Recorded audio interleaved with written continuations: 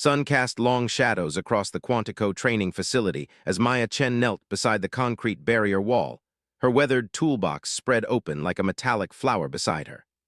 The familiar weight of her father's old hammer felt reassuring in her calloused palm, a tangible connection to the man who had taught her that anything broken could be fixed with enough patience and the right tools.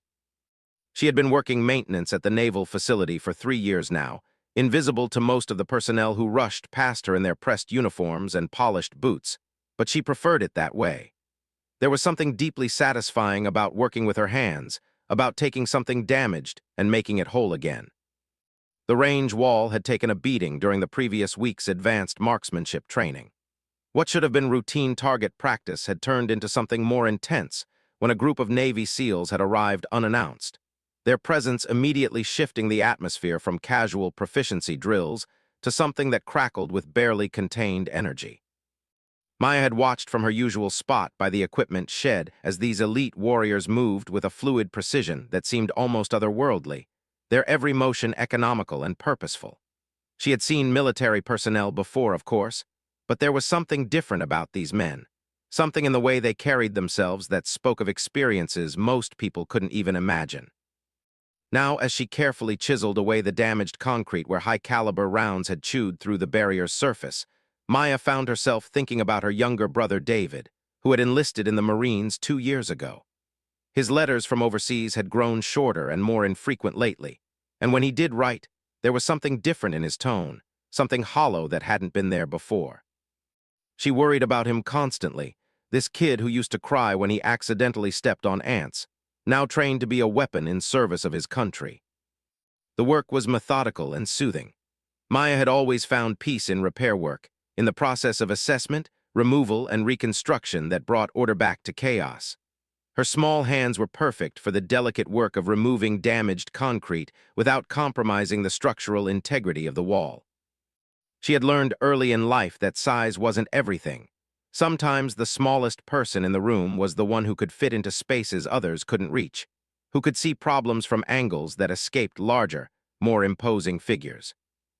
As she worked, Maya became aware of voices approaching from behind the equipment building.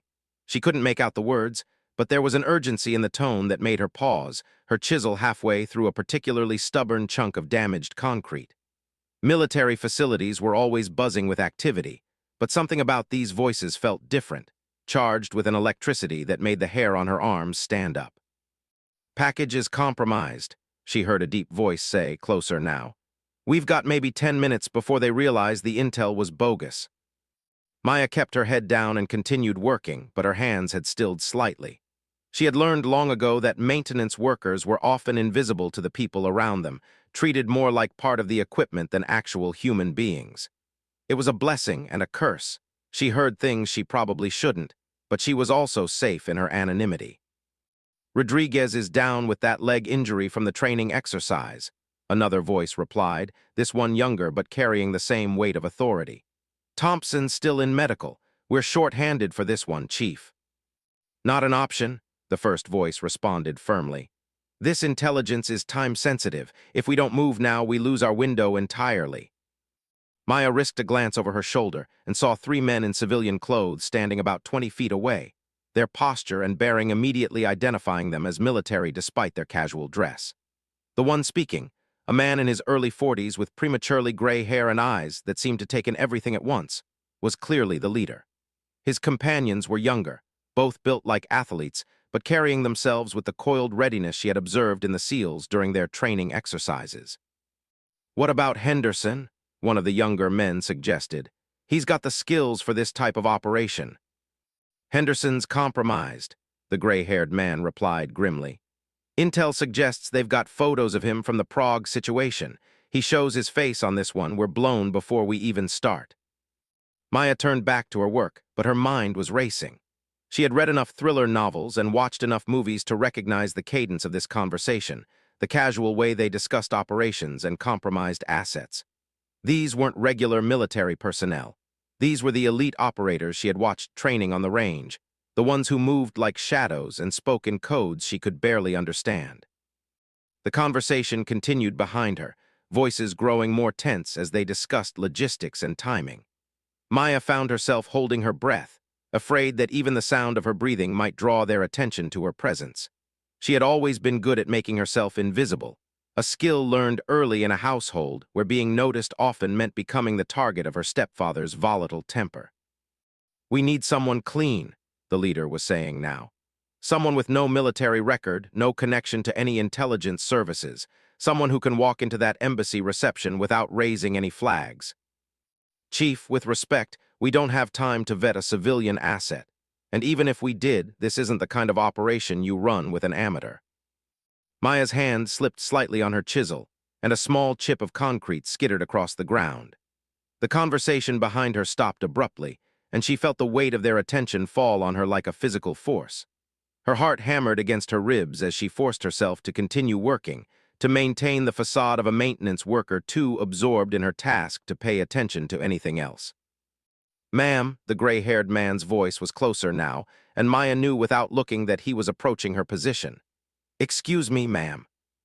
Maya looked up slowly, squinting against the morning sun as she met the man's gaze.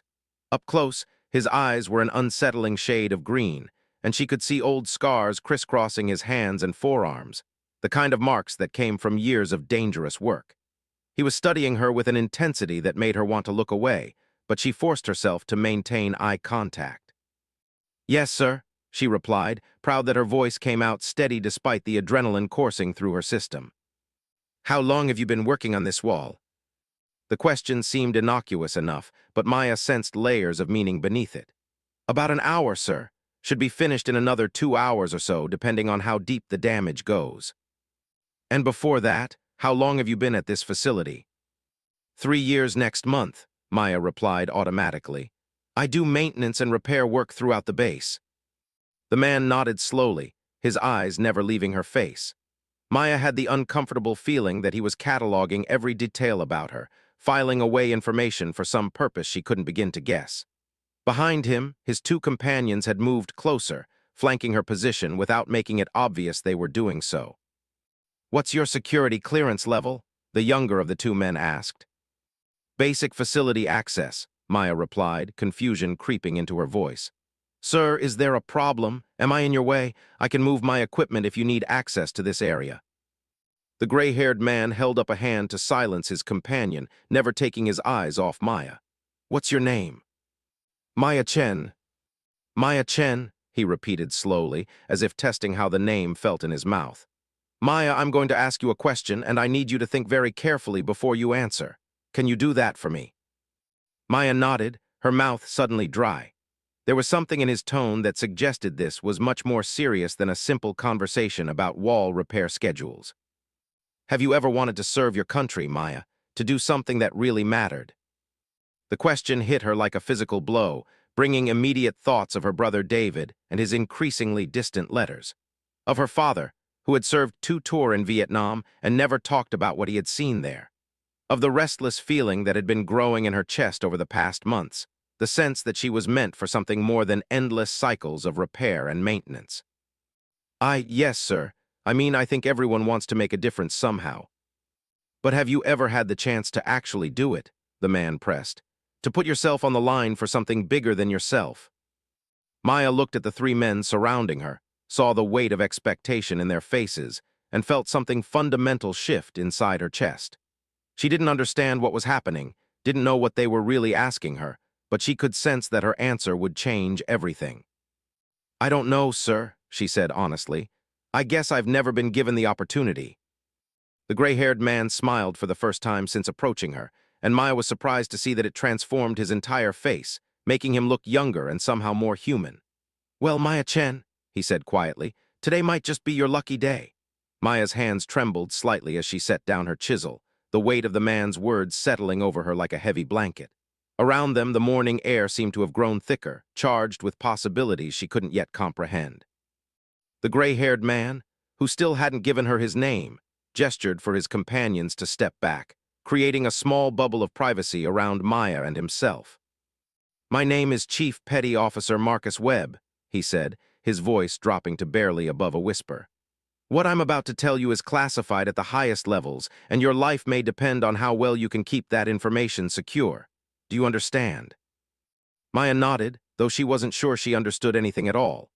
5 minutes ago, her biggest concern had been whether she had enough concrete patch to finish the wall repair. Now, she was apparently being read into some kind of classified operation by a Navy SEAL whose eyes held depths she couldn't begin to fathom. 3 days ago, we received intelligence about a planned terrorist attack on the Chinese embassy reception tonight, Webb continued, his gaze never leaving her face. The target isn't just the embassy, it's Ambassador Liu Wei, who's been working behind the scenes to broker a peace agreement between several hostile nations. If he dies tonight, those negotiations collapse, and we're looking at the potential for a regional war that could drag in half the world.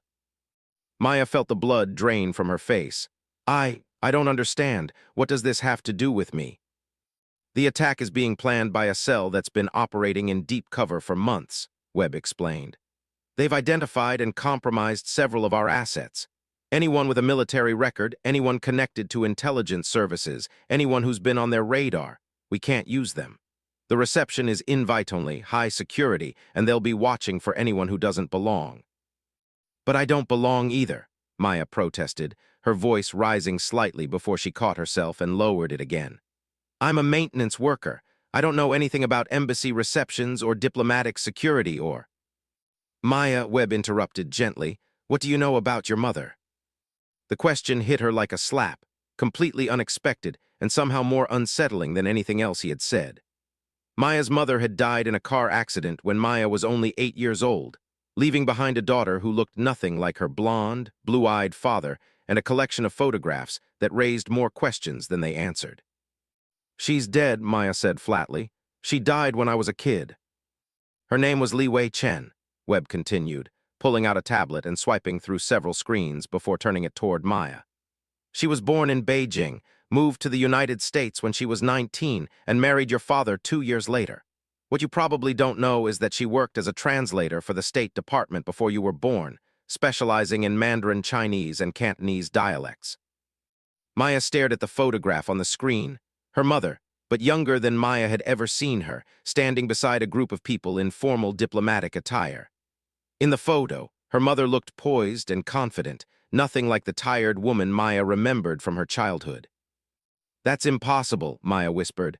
My mother was a secretary. She worked for an insurance company. That was her cover, Webb said gently. Maya, your mother was a linguistic intelligence specialist. She worked with diplomatic security teams, embassy personnel, and yes, occasionally with special operations units like mine. The reason we know about you, the reason we've been watching your career here at Quantico, is because your personnel file flagged you as having inherited your mother's linguistic capabilities. Maya's head was spinning. Nothing Webb was telling her aligned with the quiet, unremarkable childhood she remembered.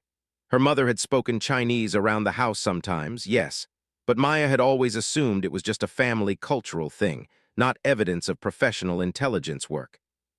I don't speak Chinese, she said weakly. According to your high school records, you were fluent in Mandarin and conversational in Cantonese by age 16, Webb countered, consulting his tablet again. Your college transcripts show you took advanced courses in international relations and diplomatic protocol before switching to engineering. Maya, everything about your background suggests you were unconsciously preparing yourself for exactly this kind of work. The pieces of her life suddenly began forming a different picture, like a jigsaw puzzle viewed from a new angle. Her mother's late-night phone calls in rapid Chinese. The way she had insisted Maya learn proper formal etiquette, how to move through social situations with different cultural groups. The books about international politics that had filled their small apartment, which Maya had assumed were just casual reading. Even if what you're saying is true, Maya said slowly, I haven't used Chinese in years, and I've never done anything like what you're describing. Maya, Webb said, leaning closer, 6 months ago, you prevented a potential security breach when you noticed that new maintenance personnel were asking unusual questions about facility layouts. You didn't report it through normal channels. You tracked down their supervisor personally and discovered they were working without proper clearance. 3 weeks ago, you identified a structural weakness in the armory building that could have been exploited by someone looking to gain unauthorized access to weapons. You see patterns, Maya. You notice things other people miss. Those aren't just random skills. They're exactly what we need tonight. Maya realized that Webb wasn't just recruiting her randomly. He had been watching her, studying her, probably for months. The thought should have been terrifying, but instead she found it oddly reassuring. If a Navy SEAL chief had been tracking her performance, maybe she was more capable than she had ever imagined. "What exactly are you asking me to do?" she asked quietly. Webb's expression grew more serious. "The embassy reception starts at 7 tonight. Ambassador Liu will be making a private presentation to select attendees at 8:30, and our intelligence suggests that's when they'll make their move. We need someone who can get close to him, someone who can speak his language, literally, and someone who can identify threats that trained security might miss." "You want me to be bodyguard to the Chinese ambassador?" Maya's voice cracked slightly on the last word. "We want you to be his shadow," Webb corrected. "Someone who can blend into the background, observe, and react if necessary. Maya, you've spent 3 years making yourself invisible at a military facility. You know how to move through secure spaces without drawing attention. You understand structural vulnerabilities and security protocols. And if our intelligence is correct, you have the linguistic skills to communicate with Ambassador Liu in his native language, which could be crucial if we need to extract him quickly." Maya looked down at her hands, still dusty with concrete powder from the wall repair. These same hands that had spent the morning chiseling away damaged material were apparently being asked to potentially save a man's life and prevent an international incident. "I could get killed," she said simply. "Yes," Webb acknowledged without hesitation. "You could. But Maya, if we don't stop this attack, a lot more people are going to die. And the man we're trying to protect, he's working to prevent wars that could kill thousands, maybe hundreds of thousands of people." Maya thought about her brother David, somewhere overseas in a world grown increasingly dangerous. She thought about her mother, who had apparently lived a life of service Maya had never known about. She thought about the restless feeling that had been growing in her chest, the sense that she was meant for something more than endless cycles of repair and maintenance. "If I say yes," she said slowly, "what happens next?" Webb smiled, and this time it reached his eyes. "Next, we teach you how to use that rifle you'll be carrying tonight. Because Maya Chen, maintenance worker and daughter of an intelligence specialist, tonight you become something you never expected to be." He paused, studying her face one more time before continuing. "Tonight, you become a guardian." Maya looked at the 3 men surrounding her, felt the weight of their expectation and the magnitude of what they were asking her to do. Somewhere in the distance, she could hear the familiar sounds of the facility, vehicles moving, personnel calling out to each other, the routine business of military life continuing as if her entire world hadn't just been turned upside down. But as she met Webb's steady gaze, Maya realized that this moment had been building her entire life. Every skill she had learned, every quiet observation she had made, every time she had fixed something broken, it had all been preparing her for this. "What kind of rifle?" she asked quietly. Webb's smile widened into something that looked almost predatory, the kind that doesn't miss. 2 hours later, Maya found herself in a part of the Quantico facility she had never seen before, deep underground in what Webb had casually referred to as the workshop. The space looked more like something from a science fiction movie than a military training facility. Banks of monitors displaying real-time satellite feeds, weapons racks filled with equipment she couldn't begin to identify, and a shooting range that stretched far beyond what should have been possible given the building's footprint above ground. "Welcome to where we prepare for the impossible," said the younger of Webb's companions, who had finally introduced himself as Petty Officer Jake Morrison. Despite his boyish features, Morrison moved with the same predatory grace as Webb, and Maya noticed that his hands bore the same collection of operational scars. "Don't look so overwhelmed. 6 hours from now, this is all going to feel like home." Maya seriously doubted that, but she kept her skepticism to herself. The transformation from maintenance worker to whatever she was becoming felt surreal, like she had stepped through some invisible barrier into a parallel version of her life. The clothes Webb had provided, an elegant black dress that somehow managed to look both formal and practical, fit her perfectly, which raised questions about how long they had been planning this. "First things first," Webb said, leading her to a table covered with photographs and floor plans.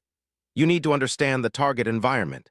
The Chinese embassy reception is being held at the Meridian International Center in downtown D.C. High-profile event, about 200 guests, mostly diplomatic personnel and international business leaders." Maya studied the floor plans, her engineering background automatically cataloging structural details and potential vulnerabilities. Multiple entry points, she observed, tracing her finger along the building's perimeter. But also multiple escape routes. If someone wanted to cause chaos, they'd have plenty of options. Exactly, Webb nodded approvingly. Now, what else do you see? Maya bent closer to the photographs, images of elegant reception rooms and formal dining areas. Something nagged at her about the layout, a pattern that didn't quite fit. The service areas, she said slowly. They're unusually extensive for a venue this size, almost like they were designed to accommodate more than just catering staff. Morrison whistled softly. Chief, she's good. Maya, Webb said seriously, those service areas are exactly where we think they'll make their approach. Our intelligence suggests the attack team has been posing as catering personnel for weeks, mapping the building and establishing their access routes. They know that diplomatic security will be focused on the main reception areas, not the behind-the-scenes spaces. The third member of Webb's team, who had introduced himself only as Tors, stepped forward carrying a sleek black case. Which brings us to your equipment, he said in accented English that suggested Spanish was his first language.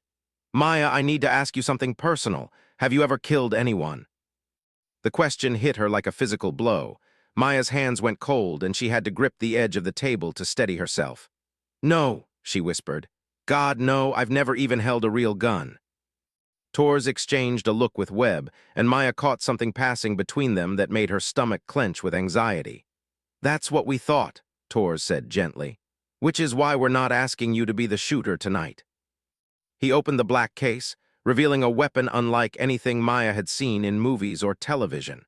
It was smaller than she expected, almost elegant in its deadly simplicity, with modifications she couldn't identify but which somehow made it look both more and less threatening. This is a specialized HK-416, Tors explained, lifting the weapon with obvious familiarity. Modified for close-quarters diplomatic security work. Subsonic ammunition, integrated suppressor, smart optics that can identify targets through clothing and body armor. But Maya, you're not going to fire this weapon tonight. Maya's confusion must have shown on her face, because Webb stepped closer and placed a reassuring hand on her shoulder. Maya, your job isn't to be the shooter. Your job is to be the spotter, the observer, the person who sees what everyone else misses. But in a situation like this, you need to be armed for your own protection and to maintain your cover as diplomatic security. I don't understand, Maya said, though even as she spoke, she was beginning to grasp the complexity of what they were asking her to do. If I'm not going to shoot anyone, why do I need to know how to use this? Because, Morrison said quietly, sometimes the most important thing a weapon can do is convince people you know how to use it. Maya, diplomatic security personnel are armed. If you're going to blend in with that environment, you need to look like you belong there. And if things go sideways, if our primary assets are compromised and you're the only one in position to protect Ambassador Liu, then yes, you might need to use it. Tors began breaking down the weapon, explaining each component with the patient precision of someone who had trained dozens of people in similar situations. Maya found herself absorbing the information with surprising ease, her engineer's mind automatically cataloging the mechanical relationships and operational procedures. The weapon was beautifully designed, she realized, every part serving multiple functions, every system backed up by redundant alternatives. The beauty of this particular setup, Tors continued, is that it's designed for people who need to be precise under pressure, but who aren't necessarily career shooters. The smart optics do most of the targeting work for you. The recoil compensation system means you don't need years of muscle memory to hit what you're aiming at. And the subsonic ammunition means that if you do have to fire, you won't deafen everyone in the room or create the kind of panic that gets innocent people killed. Maya hefted the weapon cautiously, surprised by how natural it felt in her hands. It was heavier than she expected, but balanced in a way that seemed to distribute the weight evenly. How accurate is it?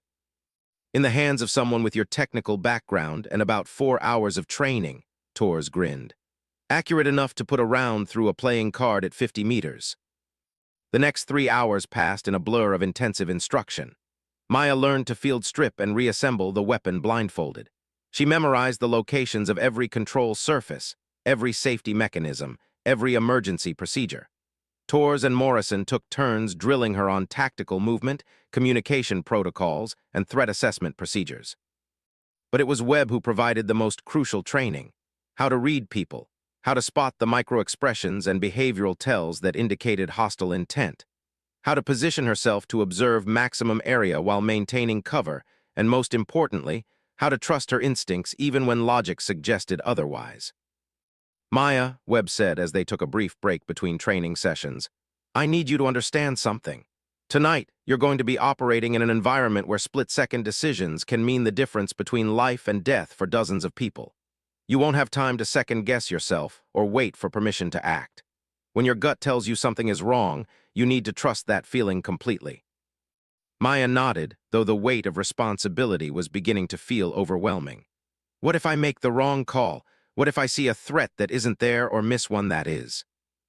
Then people might die, Webb said bluntly. But Maya, people are definitely going to die if we don't try, and right now you're our best option for getting close enough to Ambassador Liu to keep him safe.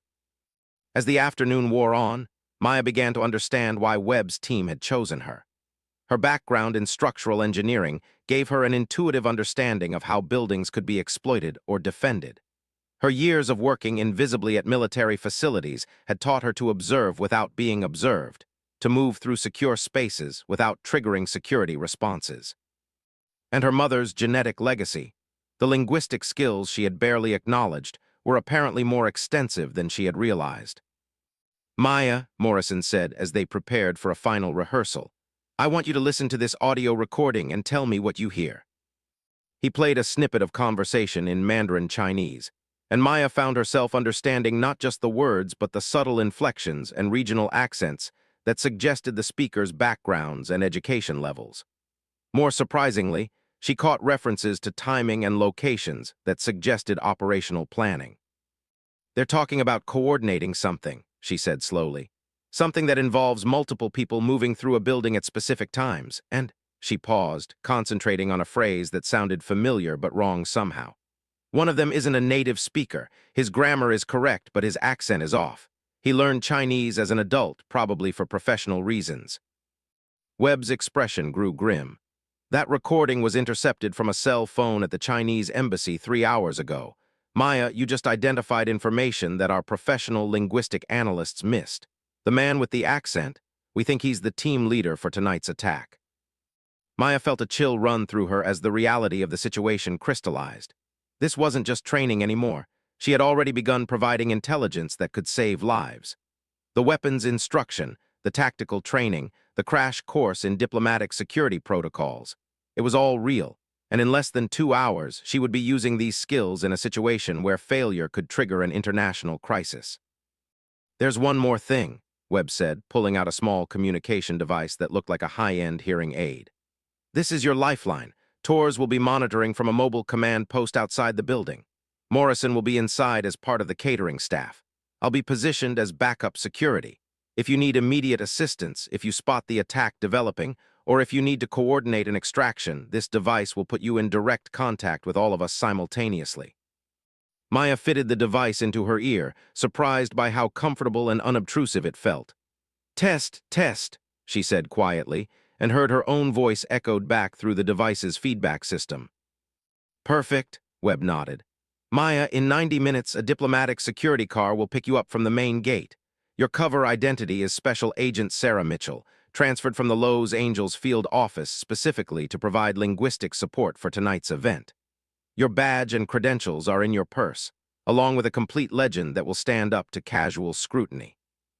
Maya looked down at the weapon in her hands, no longer unfamiliar but not yet comfortable. In less than 2 hours, she would be walking into a room full of diplomats and potential assassins, carrying a rifle she had learned to use that afternoon, pretending to be someone she wasn't in order to protect a man she had never met from threats she could barely imagine. But as she met Webb's steady gaze, Maya realized that somewhere during the afternoon's training, something fundamental had changed inside her.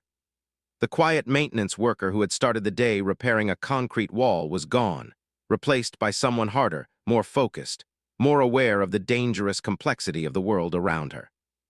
Chief, she said quietly, surprised by the steadiness in her own voice, I'm ready.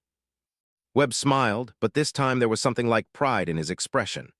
Maya Chen, he said, I think you're going to surprise yourself tonight. The Meridian International Center blazed with elegant lighting as Maya stepped out of the diplomatic security vehicle, her newly acquired credentials feeling both foreign and strangely natural in her jacket pocket. The transformation was complete.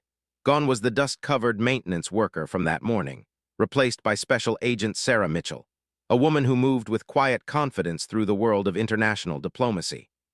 The weight of the HK-416 beneath her formal blazer was a constant reminder of how far she had traveled from concrete repair to potential life-and-death decisions in the span of a single day.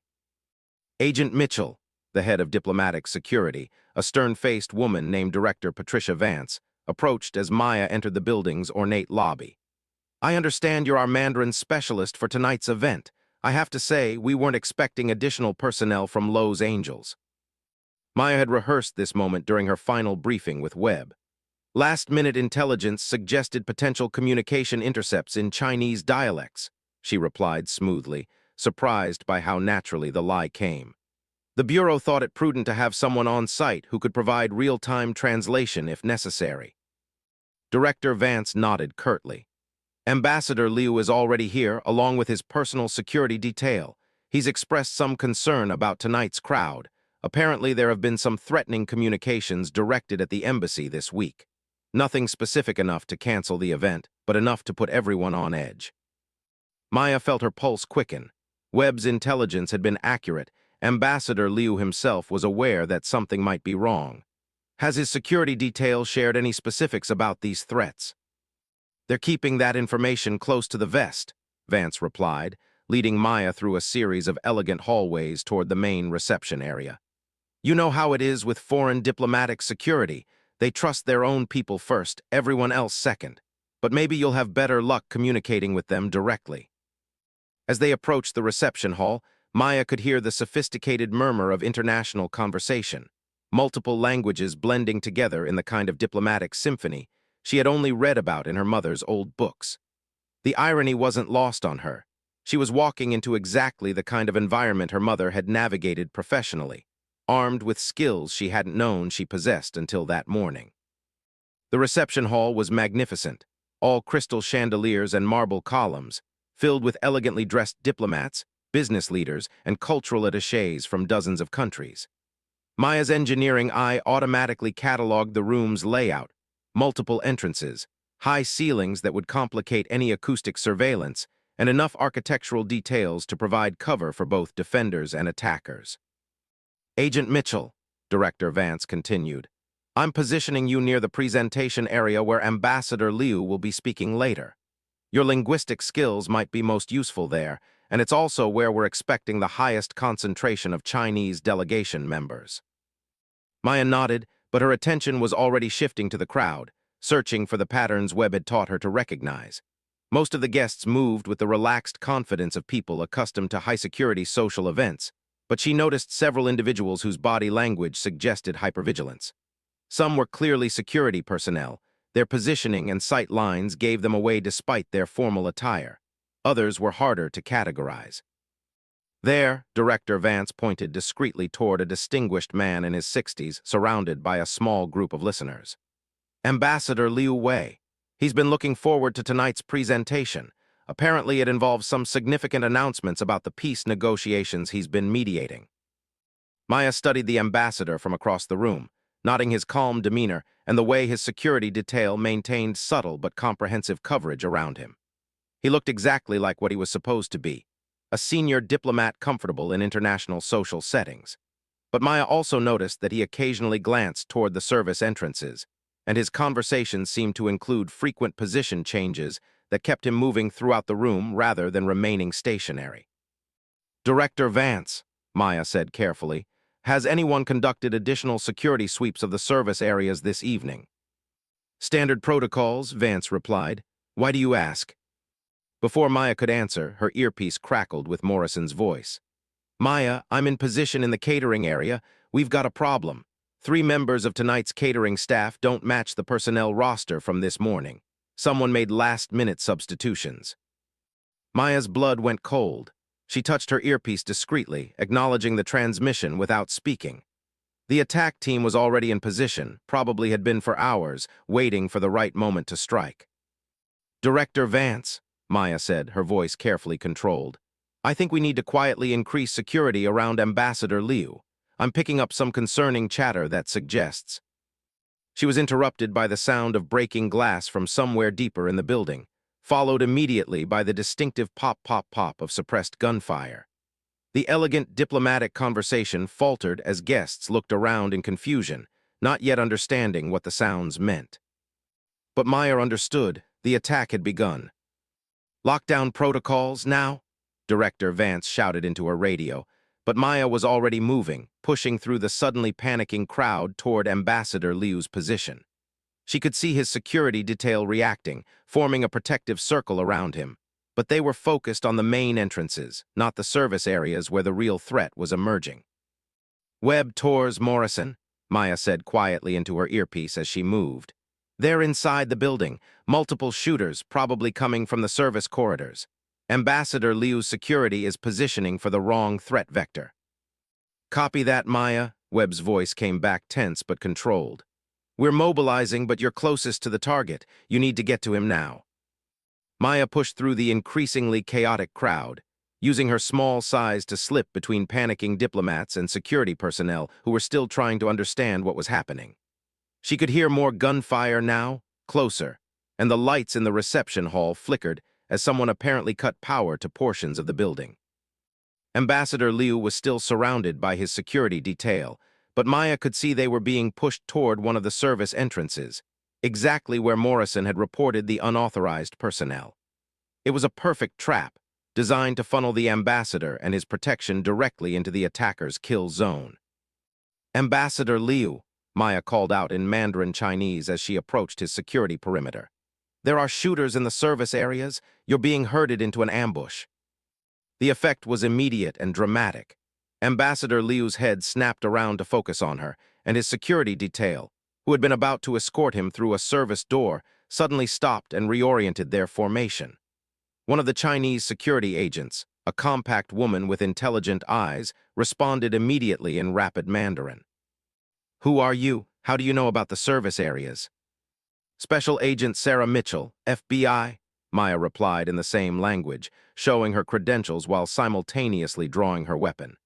"We've been tracking this assassination team for weeks. They're using the catering access points to approach your position." As if to confirm her words, the service door the security team had been approaching suddenly burst open, and 3 men in catering uniforms entered with automatic weapons. But instead of finding a surprised ambassador and his confused security detail, they found a prepared defensive position with Maya and the Chinese agents already aiming at the doorway.